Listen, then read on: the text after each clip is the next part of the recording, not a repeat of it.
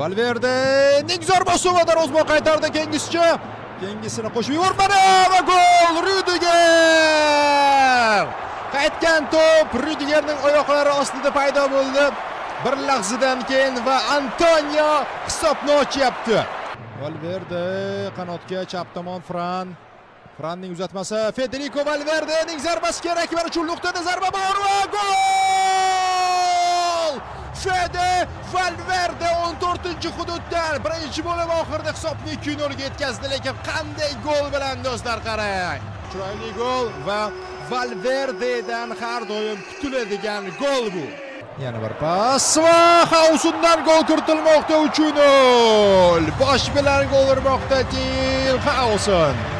O'ziga xos nishonlashi. Uzoq masofadan zarba va gol! Ardagilar!